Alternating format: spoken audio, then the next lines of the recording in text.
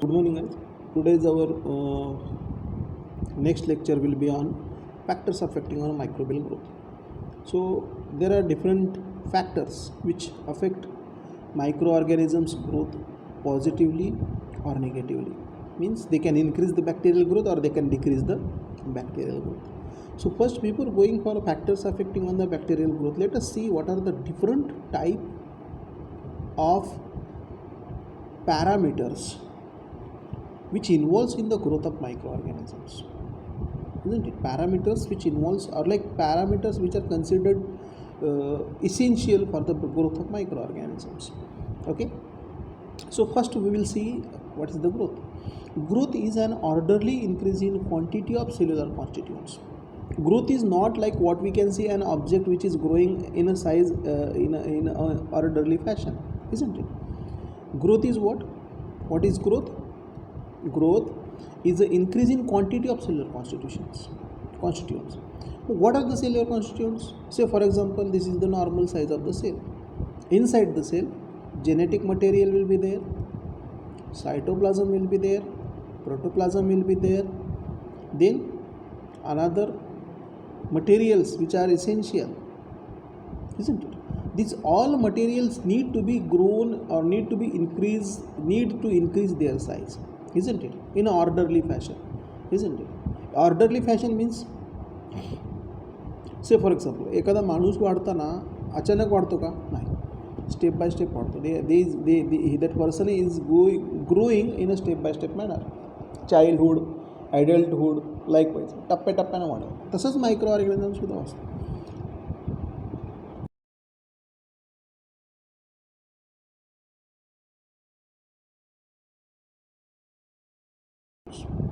सेलमधल्या आतमधल्या घटकांचं concentration quantity वाढवणे.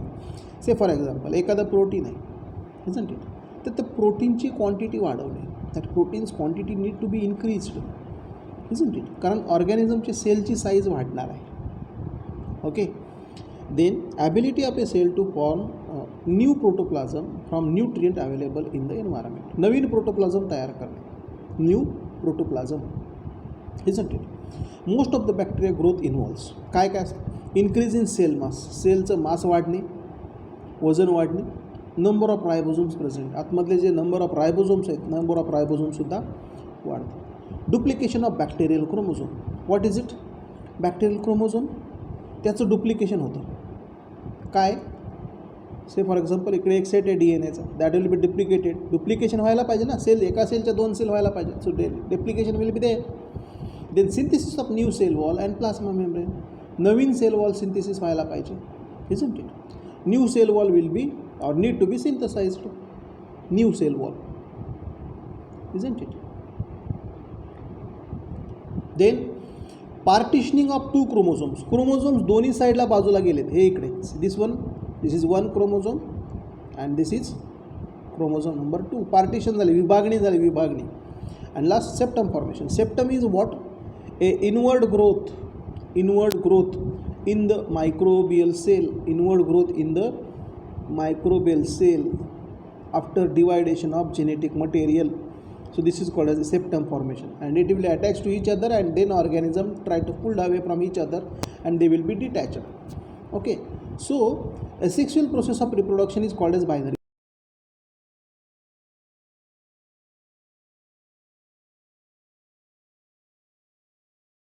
That will be called as transverse binary fission if it happens at the center of the microbial cell, isn't it? Transverse binary fission. Then let us come to the another factors. What are that? Environmental factors affecting our microbial growth. What are that? First and most important thing is that moisture, factor number 1. Factor number 2, oxygen. Third, carbon dioxide.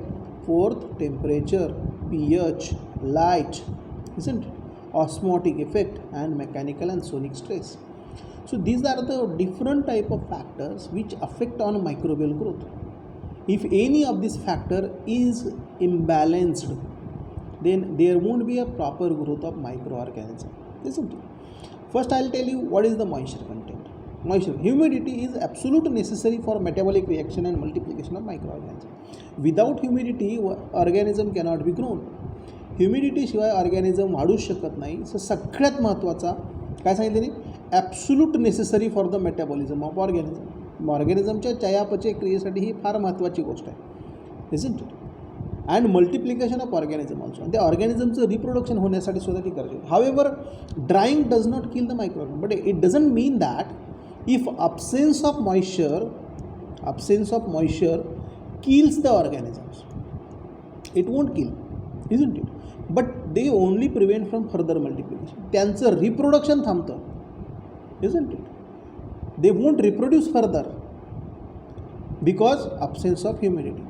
But they can survive, they can sustain their lifespan, they can sustain their life, isn't it? Generally, endospores, which are relatively small cells, are more resistant to drying than vegetative and larger cells. त्यांनी काय सांगितलं,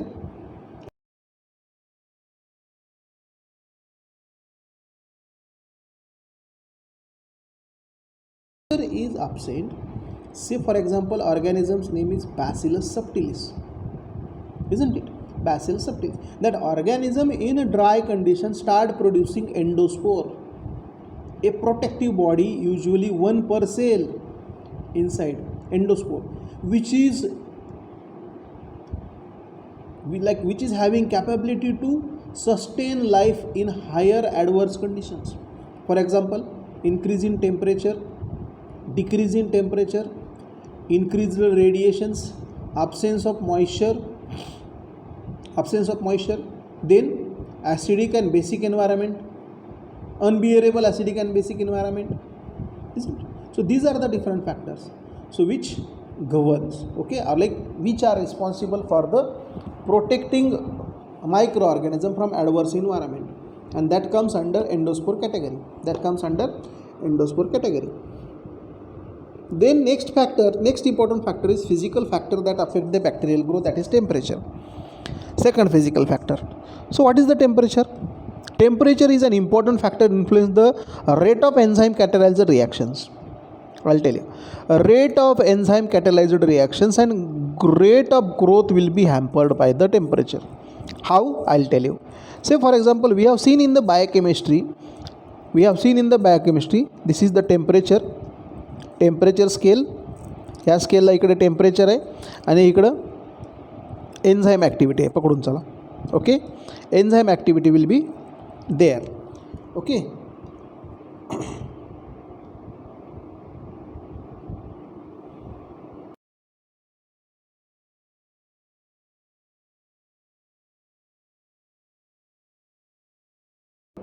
So here what we can say, temperature, and here it is enzyme activity. So we have seen that such type of graph will be there. So at say for example probably 35 to 37 degrees Celsius, we found that enzyme activity is at its peak, isn't it? Enzyme activity ही 37 डिग्रीला सगळ्यात जास्त असते. It means that 37 degrees Celsius is the ideal temperature for enzyme doing its activity, isn't it? म्हणजे समजा growth hormone आहे, growth hormone 37 डिग्रीला उत्तम काम करू शकतो, isn't it? बरोबर आहे का नाही? But that same growth hormone under performs at 18 degrees Celsius. It also stops performing at 55 degrees Celsius. Growth hormone 55 डिग्रीला काम करत नाही, 18 डिग्रीला काम करत नाही, म्हणजे 37ला बेस्ट काम करतो. याचा अर्थ काय की optimum temperature is essential for the growth of micro organism. Optimum temperature is essential for the growth of organism, is it? मग ऑर्गॅनिझमच्या शरीरामध्ये सुद्धा तशीच विशिष्ट प्रकारचे प्रोटीन्स असतात किंवा एन्झाईम्स असतात, because every enzyme is proteinaceous in nature. प्रत्येक शरीरातला एन्झाईम हा प्रोटीनियस इन नेचर असतो किंवा प्रोटीनपासून बनलेला असतो, isn't it? For every organism there is an optimum temperature for growth and minimum temperature for inhibiting growth. त्यांनी काय सांगितलं, प्रत्येक ऑर्गॅनिझमला एक ऑप्टिमम टेम्परेचर असतं आणि मिनिमम टेम्परेचर असतं जे ग्रोथ थांबवतं, आणि ऑप्टिमम म्हणजे ideal 37 degrees Celsius is optimum temperature, म्हणजे ह्या टेम्परेचरला तो बेस्ट पद्धतीने जगू शकतो. Most extreme microorganism need liquid water to grow. कधी कधी ऑर्गॅनिझमला ॲक्वॅटिक कंडिशनसुद्धा लागतात.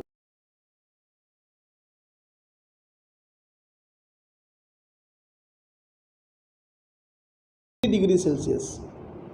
33 degree Celsius. Some algae and fungi can grow at 50 to 60 degree Celsius. काही algae आणि fungi त्या कधी कितीला जगू शकतात, कितीला 55 ते 60 डिग्री सेल्सिअसला जगू शकतात. Isn't it. 50 to 55 डिग्री सेल्सिअसला ते आरामात जगू शकतात. प्रोकॅरियोट्स ग्रोज ॲट 100 डिग्री सेल्सिअस. प्रोकॅरियोट्स, सम प्रोकॅरियोट्स म्हणजे काही बॅक्टेरिया जे आहेत ना ते 100 डिग्रीला सुद्धा जगू शकतात. For example Geobacillus stearothermophilus. Geobacillus stearothermophilus. Based on the temperature microorganisms are classified as. मग टेम्परेचरच्या रिक्वायरमेंटून ऑर्गॅनिझमचं क्लासिफिकेशन केलं जातं. ते क्लासिफिकेशन काय आहे तर I tell you.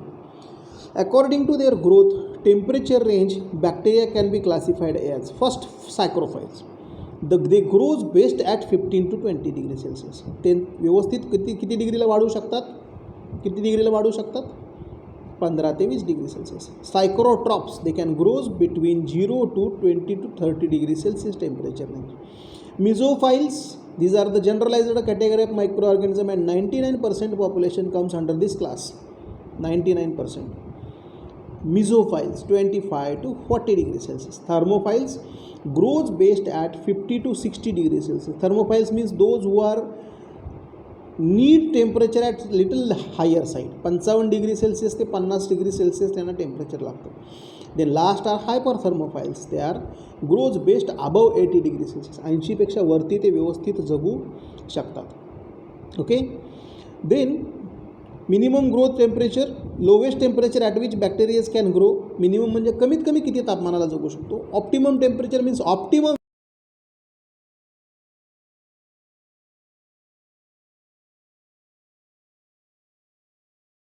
At this temperature species grow best.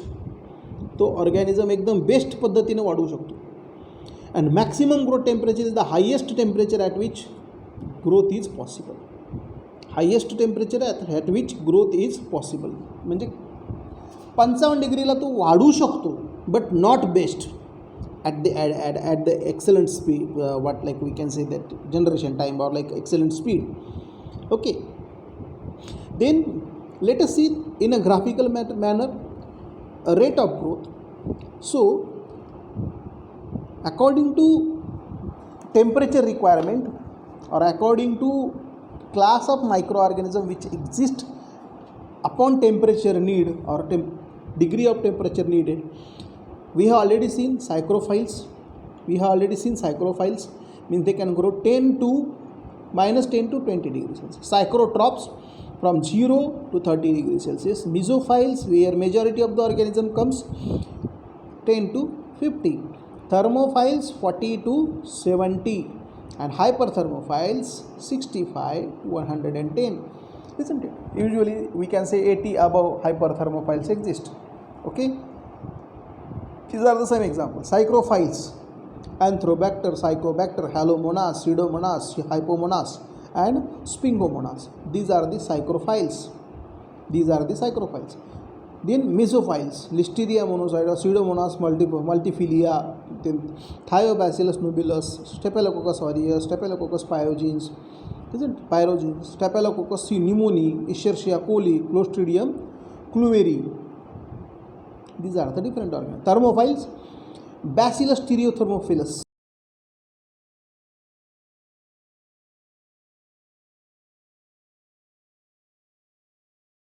Hemicola insolens, and Thermus aquaticus. The last organism which is quoted, that is Thermus aquaticus, and this organism has a role in PCR, polymerase chain reaction, because this organism comes under hyperthermophile. Means it needs 80 degrees Celsius and above for the temperature growth. 80 पेक्षा temperature जास्त लागतं. मग तुम्ही म्हणाल PCR मध्ये, आता PCR मध्ये DNA डिनॅच्युरेशनचं temperature किती आहे? What temperature is needed for denaturation of DNA? Denaturation means breaking down the DNA bonds in between. Means double stranded DNA is converted into single stranded DNA. Isn't it? त्याचं रूपांतर double standard DNA. आणि मग हे DNAचे 2 chain एकमेकापासून separate करण्यासाठी temperature लागतं ते 95 degree Celsius. But आता PCR मशीनमध्ये what we do in the PCR machine, in a vial we take न्यूक्लिओटाइड्स सगळे एकत्र घेतो. ॲडिनोझिन, ग्वानोझिन, सायटोसिन, थायामिन सगळे एकत्र, प्लस आपल्याला त्याच्यामध्ये DNA पॉलिमरेजसुद्धा एन्झाईम टाकावा लागतो, त्याच वायल्समध्ये DNA पॉलिमरेज एन्झाईम टाकावा लागतो, इजंट इट? ओके. त्याच्यानंतर DNA पॉलिमरेज नंतर अजून काय टाकावं लागतं? Primers, isn't it? A fragment, small fragment of RNA and target DNA. ह्या 4-5 गोष्टी दाखव. बट हे सगळी व्हायल, दिस होल व्हायल, सगळ्या रॉ मटेरियलची व्हायल 95 डिग्रीला हीट केली जाते. मग याचा अर्थ काय? It means that whatever the content 4 ingredient we have added in this vial, they should be thermo resistant. ते सगळे थर्मो रेजिस्टंट पाहिजेत. मग DNA पॉलिमरेज एन्झाईम जर मी माझा टाकला ह्युमन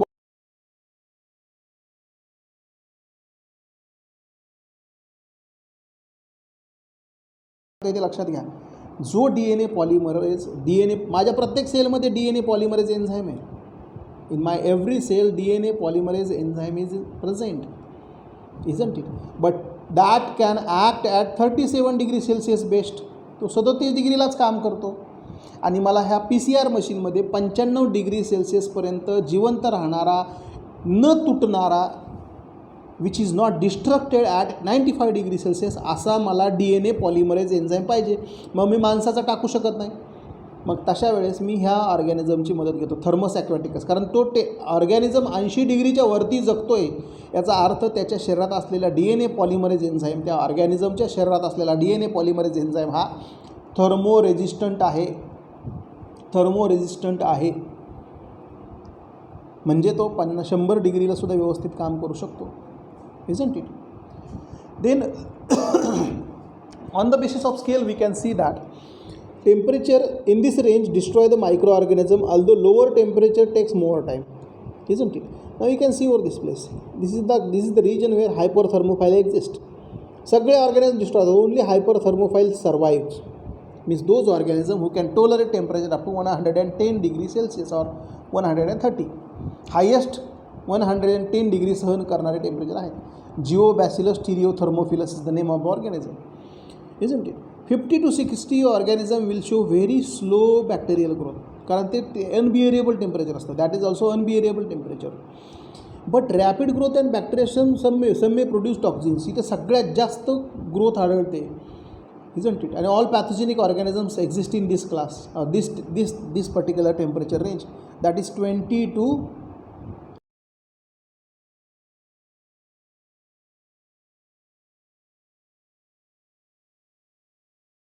these are called सायक्रोट्रॉप्स. यांना आपण काय म्हणतो? सायक्रोट्रॉप्स. आणि ह्याच्या खाली जे आहेत मायनसला त्या सायक्रोफाईल्स, isn't it? वेअर ऑर्गॅनिझम्स जगतात पण मरत नाहीत. We can say that they cannot be killed, but at this region they will be killed because whatever the cell is there, minus temperature inside the cell cytoplasm or water, सेलच्या आतमध्ये जे water असतं that will be getting solidified, isn't it? ते पाण्याचं solid होतात. Solid होऊन काय तयार होतात? आईस क्रिस्टल्स स्वतःच्या शरीरामध्ये. म्हणजे विचार करा, एखाद्या सेलमध्येच आईस क्रिस्टल्स तयार झाले. Say for example like this ice crystals are formed ना. आता हेच these ice crystals will be responsible for, हे इथून सेलला टोचेल, हा इथून सेलला टोचेल, हा इथून सेलला टोचेल, इकडून सेलला टोचेल, आणि तुळून ते आईस क्रिस्टल्स सेलला फोडून टाकतील, आईस क्रिस्टल्स, आणि मग ऑर्गॅनिझमची सेल मरू शकते. So psychrophiles to survive at that condition is also a difficult situation. Then osmotic pressure, third important factor. Environment that contain dissolved substances exert osmotic pressure. Pressure can be exerted by dissolving substances in the cell. आता त्याच्यामध्ये सगळ्यात महत्त्वाची गोष्ट काय की कुठल्या कंडिशनमध्ये? तर साल्ट कंडिशनमध्ये. साल्ट कंडिशनमध्ये ऑस्मोटिक प्रेशर जनरेट होते. Hyperosmotic environment, cell lose water and undergo plasmolysis, shrinking of cell takes place. म्हणजे समजा सी वॉटर आहे, what will happen here? Salt concentration inside the cell is low and salt concentration outside the cell is high, कारण समुद्राच्या पाण्यामध्ये मीठ जास्त असतो, isn't it? Salinity is more. In that condition cell will start losing water.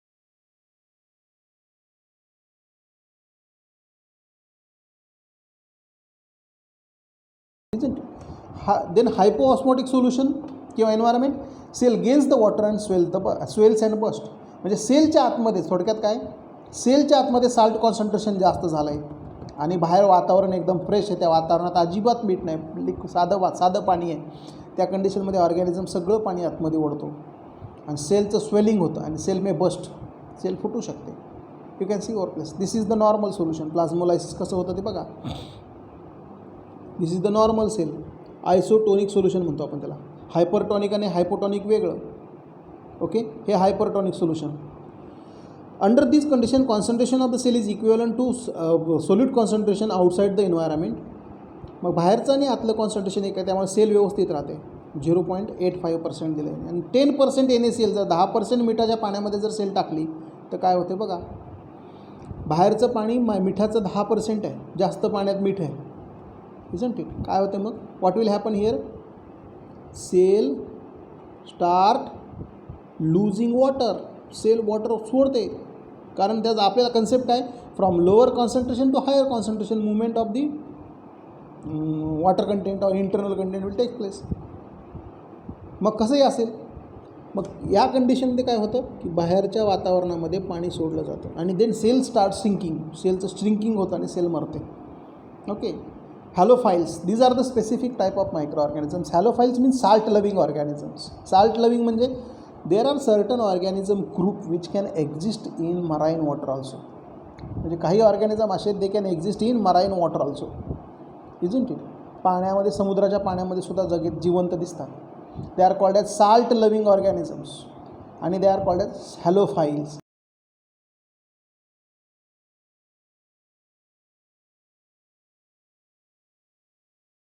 पद्धतीने म्हटलं असते की ते सोडियम आयन बाहेर पाठवतात out and concentrate potassium ion inside. म्हणजे आतमध्ये फक्त पोटॅशियम आयनच ठेवले जातात, सोडियम आयन्स हे बाहेर फेकले जातात, isn't it. Then why do halophile require sodium? Cell needs sodium to maintain higher intercellular potassium concentration for enzymatic function. Sodium का लागतं जास्त, तर आतमधलं पोटॅशियमचं कॉन्सन्ट्रेशन मेंटेन करण्यासाठी.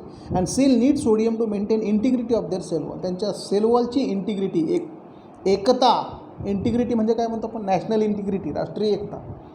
तर ती एकता मेंटेन करण्यासाठी, सेलची इंटिग्रिटी मेंटेन करण्यासाठी त्यांना ते मिठाचं कॉन्सन्ट्रेशन जास्त लागतं. आता हॅलोफाईलमध्ये पण परत 4 टाईप आहे, 3 टाईप आहे. नॅनो हॅलोफाइल्स. नॅनो हाईल म्हणजे त्यांना मीठ लागतं पण कमी प्रमाणात. They need in little higher concentration किंवा less concentration, but they need higher than normal. They are considered as nano halophiles. They are considered as nano halophiles. How, I will tell you. See here, at this concentration they grows best. Okay, but once concentration increases their graph has come down. Sodium ion concentration, ion concentration वाढलं की त्यांचा growth rate कमी झाला. ओके. Then moderate हॅलोफाइल्स, marine म्हणतो आपण त्याला, समुद्रातल्या पाण्याला बेस्ट वाढतात ते ठराविक कॉन्सन्ट्रेशनला. आणि एक्स्ट्रीम हॅलोफाइल्स, हॅलोबॅक्टेरियम दिला म्हणजे तिथे डेड सी सारखा असतो ना समुद्र, dead sea, isn't it. Dead sea म्हणजे मृत समुद्र. इस्रायलच्या ते इस्रायल जॉर्डनच्या बॉर्डरवर आहे डेड सी. म्हणजे त्याच्यात असं म्हटलं जातं की we can float on that water. We can म्हणजे I cannot float, but the person who is having weight 40 to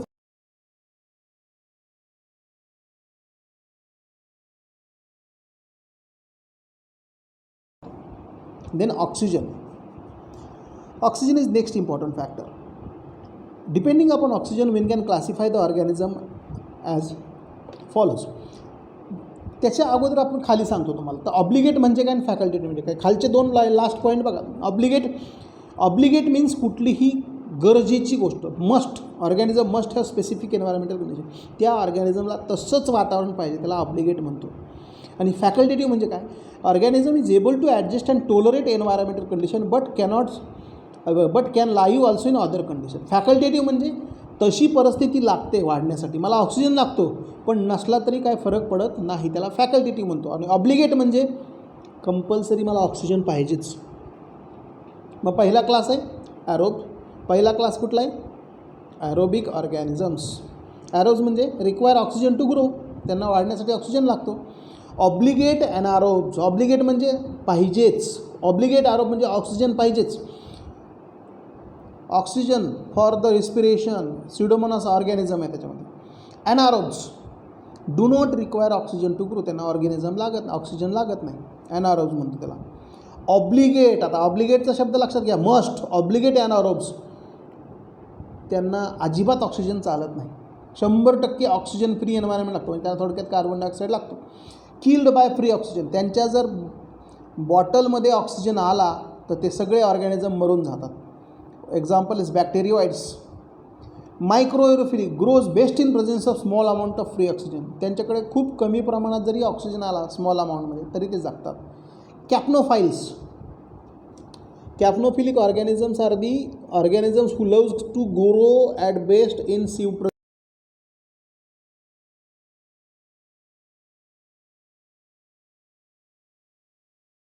ॲनारोब्स carry aerobic metabolism. Facultative म्हटलं की कसा आला, म्हणजे ठीक आहे मला अशी परिस्थिती लागते, म्हणजे ऑक्सिजन लागतो पण नसला तरी काही फरक पडत नाही, त्याला फॅकल्टेटिव्ह म्हणतो. Facultative anaerobes carry aerobic metabolism when oxygen is present. Anaerobe आहेत हे फॅकल्टेटिव्ह ॲनारोब, म्हणजे ते ऑक्सिजनमध्ये त्यांचं ॲरोबिक करतात, but can shift anaerobic metabolism when oxygen is absent. म्हणजे प्रेझेंट असेल, ऑक्सिजन प्रेझेंट आहे तर ऑक्सिजन सोबत मेटाबॉलिझम करून घेणार, आणि ऑक्सिजन ॲब्सेंट आहे तर तेव्हा ऑक्सिजन ॲब्सेंट असलेल्यासुद्धा त्या परिस्थितीतसुद्धा त्यांचं मेटाबॉलिझमचा मेकॅनिझम शिफ्ट करणार दुसऱ्या बाजूला, आणि ते मेटाबॉलिझम करूनच घेणार, म्हणजे त्यांना फॅकल्टेटिव्ह म्हणतो आपण. Aerotolerant anaerobes can survive by the presence of oxygen but not use it for their metabolism. Aerotolerant म्हणजे त्यांना ऑक्सिजन सहन होतो पण ते कुठेही वापरत नाहीत ऑक्सिजन.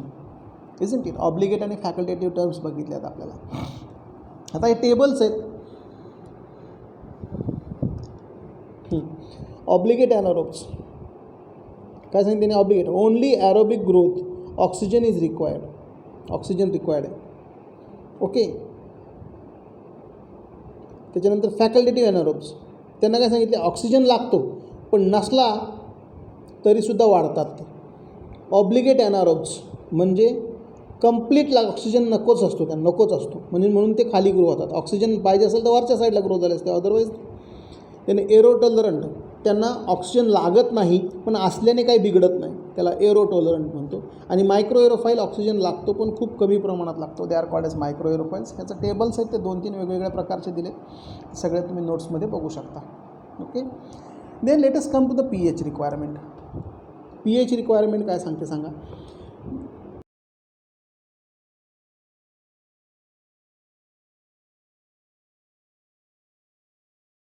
5 most alkaline condition.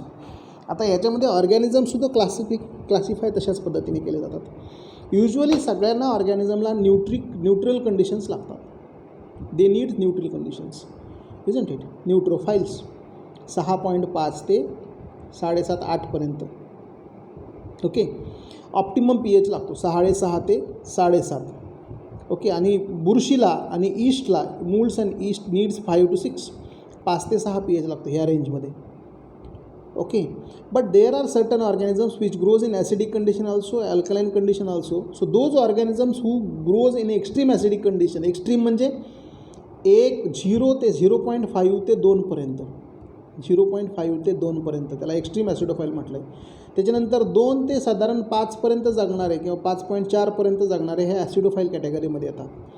म्हणजे आपले कुठले कर्डलिंग ऑफ मिल्कसाठी लॅक्टोबॅसिलस ॲसिडोफिलस नावाचा ऑर्गॅनिझम आहे तो ॲसिडोफाईलमध्ये येतो. पण एक्स्ट्रीम ॲसिडोफाईल हा वेगळा, म्हणजे त्याला म्हणजे 0.5 pH पासून जातो. आता विचार करा, स्टमकचा pH आहे 1.6, स्टमकचा पोटाचा pH 1.6 पोटामधला, म्हणून आपण अन्नपचन करू शकतो.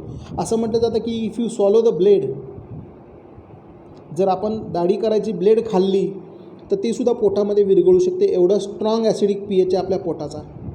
पण एक्स्ट्रीम ॲसिडोफिलिक ऑर्गॅनिझम असे आहेत की त्यांचा pH 0.5 pHला सुद्धा ते जगू शकतात. न्यूट्रोफाईल्स हे तर तुम्हाला सांगितले. न्यूट्रोफाईल्स ह्याच्यामध्ये majority category of microorganism, 99% organism ह्याच कॅटेगरीमध्ये येतात. त्याच्यानंतर alkalophiles those who needs alkaline condition for their growth. आणि extreme alkalophiles Picrophilus ॲशमी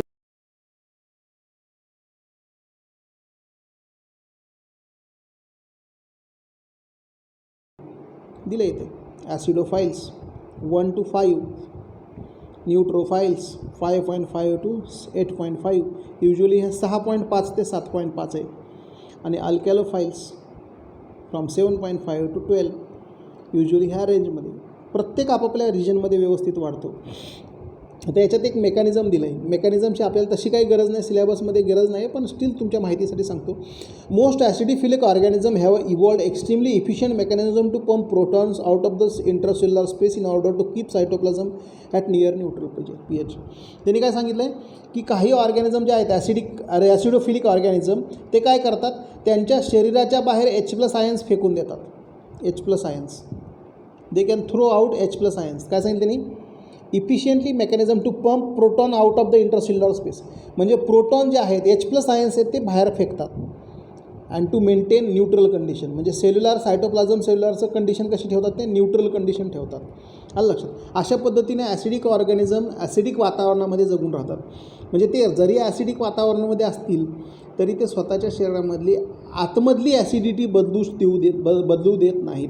however other acidophiles such as Acetobacter aceti, त्याच्यात दुसरा ऑर्गॅनिझम दिला आहे त्यांनी, एक Acetobacter aceti, have an acidified cytoplasm which force nearly all protein in the genome to evolve acidic stability.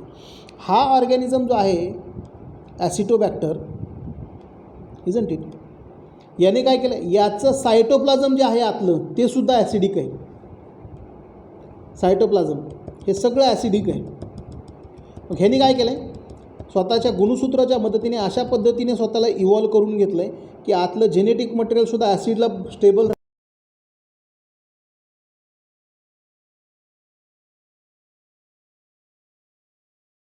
गेलं. आणि काही ऑर्गॅनिझम काय करतात, जरी समजा ॲसिडिक कंडिशनमध्ये H+ आयन आतमध्ये आले तरी ते बाहेर फेकून द्यायचे आणि स्वतः आतमधलं वातावरण कसं मेंटेन करायचं, न्यूट्रल. आणि काही ऑर्गॅनिझम काय करतात, ठीक आहे आतमध्ये ॲसिडिक आलं तर आलं, मरू दे तिकडे, काय फरक पडत नाही, आपण त्या वातावरणाला आपलं मटेरियल सगळं ॲसिड स्टेबल बनवून घेऊ. This is the range of microorganism. Thermobacillus thiooxidans कितीला वाढतोय बघा तुम्ही, 0.5ला. Optimum temperature 2 to 2.8, maximum 4 to 6. सल्फोबोलस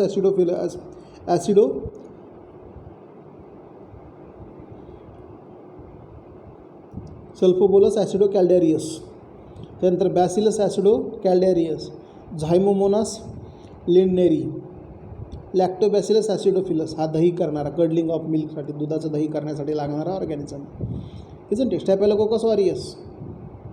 so असे वेगवेगळे organism. And then last is mechanical and stonic stress. Mechanical and sonic stress म्हणजे काय की there are certain sonic waves, ultrasound waves which are responsible to shake the bacteria. आपल्याकडे ultrasonic machinery असते बघा लॅबोरेटरीमध्ये, we have ultrasonic machinery, isn't it, ultrasonic machinery, ज्याच्यामध्ये liquid वातावरणामध्ये आपले बॅक्टेरियल सेल असतात आणि जेव्हा अल्ट्रासाऊंड वेव्ज ह्याच्यावर पडतात, से फॉर एक्झाम्पल 1 सेकंदामध्ये ultrasonic waves, say for example 10,000 ultrasonic waves अशा आढळतात बॅक्टेरियाच्या सेलवर. आलं लक्षात, अल्ट्रासोनिक वेव्ज. आता मला सांगा, एका सेकंदामध्ये तुम्हाला कोणीतरी 10,000 वेळा असा हलवत असेल तर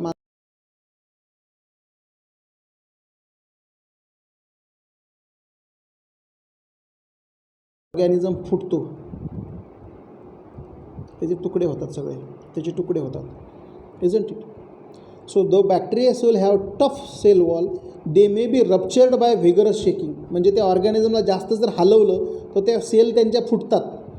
and glass beads and by exposure to the ultrasonic vibrations. त्यांना अल्ट्रासोनिक व्हायब्रेशन जर दिले तर त्यांच्या सेल फुटतात, रप्चर होतात. आणि म्हणून मग अल्ट्रासोनिक वेव्ज ह्या स्टरलायझेशनसाठी सुद्धा वापरल्या जातात, स्टरलायझेशन ऑफ ग्लासवेअर्स. ओके. त्याच्यानंतर pH आपलं झालं आहे, carbon dioxide. Most of the bacteria required small amount of carbon dioxide for grow. प्रत्येक बॅक्टेरियाला खूप कमी प्रमाणात का होईना पण कार्बन डायऑक्साईड लागतो, isn't it. This carbon dioxide is usually provided by the environment and can be produced by the bacteria due to cellular metabolism. म्हणजे असं नाही की त्यांना वातावरणातलाच कार्बन डायऑक्साईड घ्यायला पाहिजे, एन्व्हायरमेंटमधला. कार्बन डायऑक्साईड आपल्या शरीरात पण तयार होतो. जसं आपण माणसाचं बघा तुम्ही, ऑक्सिजन श्वासोश्वासासाठी आपण ऑक्सिजन आतमध्ये घेतो आणि बाहेर काय टाकतो, CO2. तसंच ऑर्गॅनिझमसुद्धा ऑक्सिजनच्या प्रत्येक कार्बन डायऑक्साईड ऑर्गॅनिझमच्या शरीरामध्ये तयार होतो, इजंट इट. फॉर एक्झाम्पल, आता उदाहरण दिले त्यांनी, एक एक्झाम्पल दिले, brucella abortus requires high level of carbon dioxide, that is 5 to 10% for the growth. Bacteria that require high level of carbon dioxide, they are called as capnophilic organism किंवा कॅप्नोफिलिक bacteria म्हणतो आपण त्याला. काय म्हणतो आपण, कॅप्नोफिलिक बॅक्टेरिया म्हणतो, isn't it.